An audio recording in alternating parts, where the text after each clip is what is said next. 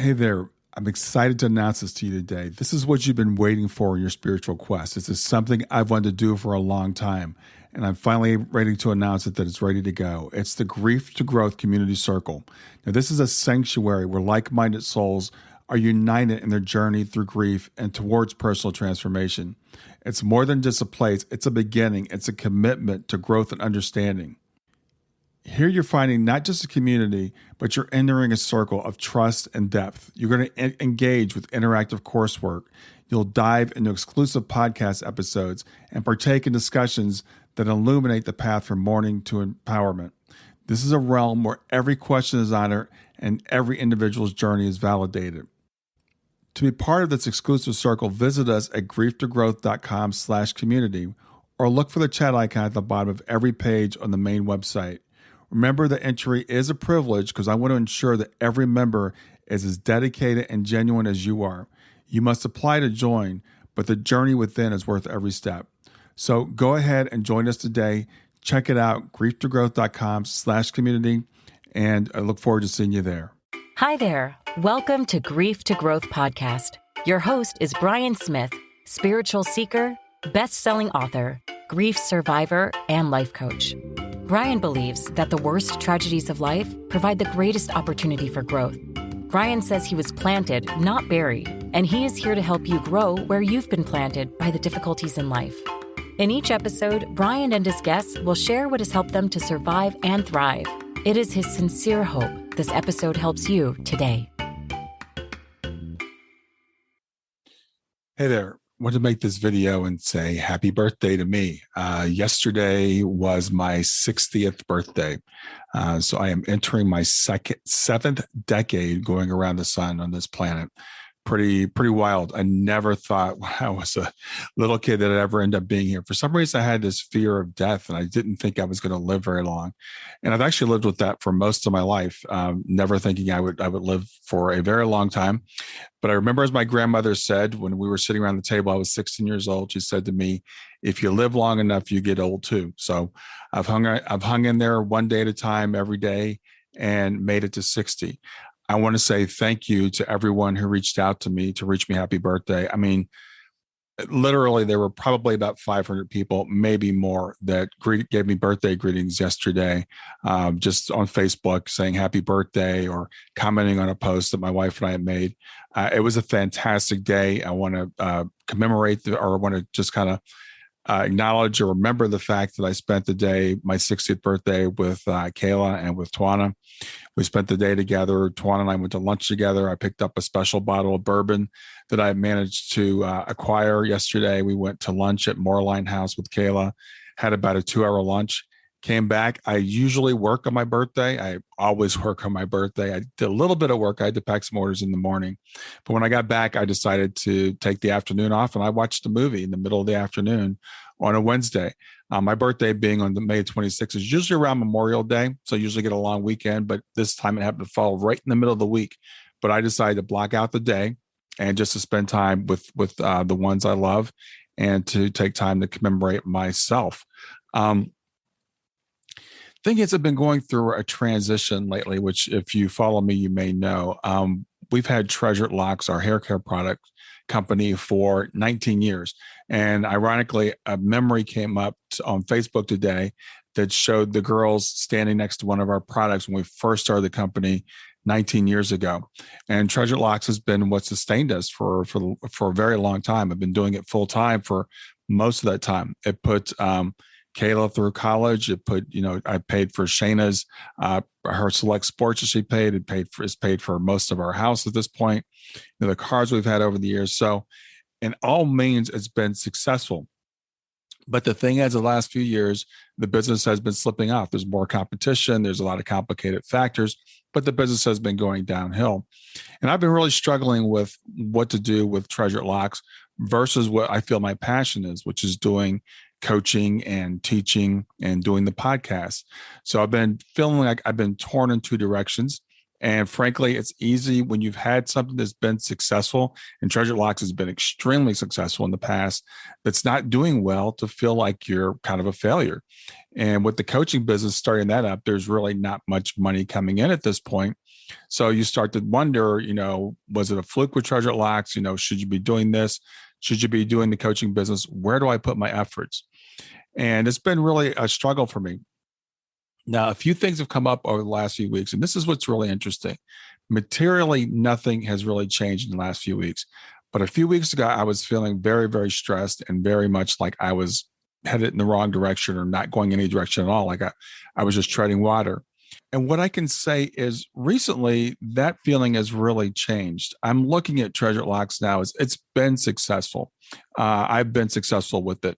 It has allowed us, again, as I said, to sustain us and also to put some money in the bank. So I was meeting with my financial planner the other day. I'm turning 60, so it's like what's going to go on in the future. And we were looking at retirement. And the good news is we're in really good shape. So that was the great news. So I don't have to worry so much about trying to get the coaching business off the ground right now or trying to revive Treasure Lock. So I've decided to just look at this as a moment of transition. I'm going to relax in this moment. I'm just going to see what happens. I'm going to trust that doing the right thing will be sustainable, that will sustain me.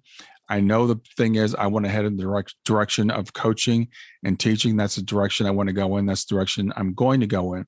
So Treasure Locks, we'll see what happens with that over the next couple of years, but I suspect we'll be kind of phasing that out, and I'm going to see, how that goes. But that's the way I'm looking at it right now. It was funny yesterday. A friend of mine was teasing me. We talk about living for a very long time, and neither one of us really wants to live, a very long time. And so she sent me an article that said something about people could potentially live to 150 years old. And I was telling her I don't really want to do that. That's not my desire at all.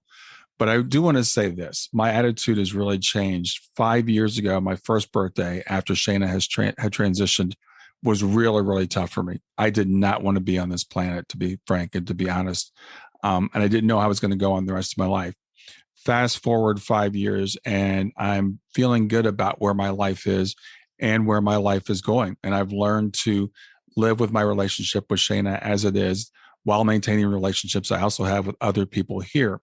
And I know that I'm needed here, and I know that I have the mission here, and I know that I will go home one day. So I replied to my friend with what had been running through my head all day long, which was a saying by Joe Nuxall, who's a baseball player. I live in Cincinnati. He was a Reds announcer for a while after he was a player. And he said his saying was rounding third and headed for home. And that saying to me, as I've reached 60, is the way I feel. I'm rounding third and I'm headed for home. I'm looking forward to the next, however long it is, I'm going to be here. I plan to be productive while I'm here, but I know that regardless of what happens, that I will be heading home someday. And this week I've been playing a song. I love this song by a group called Simple Minds. And the song is Alive and Kicking. And so I kicked off the week Monday playing this song, and I'm playing it all week. And there's a verse that talks about the fact that the whole song is about like just staying alive and keeping moving forward and how we're sustained by a force that's greater than us. But one of the verses, one of my favorite verses, talks about how the fact that someday that force that sustained us will not sustain us in this body anymore. And at that point, we will go home. But even when we go home, we're going back to the source of our love, the source where we are. So nothing can separate us from that love. Nothing can keep us from that. That's something that we're all promised. We know when we come in, we've got that to look forward to. We've got a homecoming to look forward to. So that's the way that I view my life right now. So at 60, we have these milestones, and every day is a day that you can start over. Every day is a day that you can change the way you look at things. You can change what your outlook is. You can change what your goals are. But as we reach certain milestones, we tend to reflect more. And 60 is a big one, at least it is for me. So this is the way that I'm choosing to look at 60. Again, rounding third, headed for home, done a great job. If I never accomplish another thing in my life, I feel like I've done what I came here to accomplish. I've been married for over 30 years. I've had a few jobs. I've had a couple different careers. I've started a company that's been successful, raised two fantastic, beautiful, smart, compassionate, caring, sensitive girls. Kayla, I'm so proud of, couldn't be any more proud of her. Shayna, we're working on the relationship that we have. Shayna still is a driving force behind what I'm doing and where I'm going in my life. I've got a great relationship with Ty. We've made it through 30 years. So if I don't accomplish anything else, I feel like I've accomplished a lot, and I want to let everyone know that I'm grateful for you that have been part of my life and for the people I will continue to touch in the future for the rest of the time that I have here. So I hope that this has been made some sense to you. It's not just totally self-indulgent, that it may inspire you along your journey with what you've got to go through, it may help you to look at things a little bit different. If you're going through difficult times and you feel like there's no way that you can make it, that you'll never be happy again, know that other people have felt that way. I have felt that way myself, and you can make it through and you can come out the other side, and that you will be triumphant no matter what. So thanks for listening and have a great day. And if you have any questions you'd like for me to answer on the podcast or anything, please let me know. If you want to talk to me one-on-one, go to my website and you can go all the way to the bottom of the page. You can schedule time to talk with me one-on-one, or you can click on the schedule appointment at the top of the page. Thanks for listening and have a great day. Thanks for listening to Grief to Growth. Brian hopes that you find this episode helpful and will come back for future episodes. Brian's best-selling book, Grief to Growth, Planted Not Buried, is a great resource for anyone who is coping with grief or knows someone who is. If you enjoy the podcast and would like to support it, there are 3 things you can do to help. The first is to share the podcast with someone that you think it will help. The second is to go to iTunes, rate, and review the episode. The third way you can support the podcast is by becoming a patron. Head over to www.patreon.com/grief2growth. That's patreon.com/grief, the number 2, growth, and sign up to make a small monthly donation. Patrons get access to exclusive bonus content and knowledge that you are helping to spread the message of grief to growth. For more about Brian and Grief to Growth, visit www.grief2growth.com. Hi there. I hope you enjoyed this latest episode of the podcast, and I'd love to hear your thoughts. What questions came up for you? What did you like about it? What didn't you like about it? I invite you to visit us at grieftogrowth.circle.so.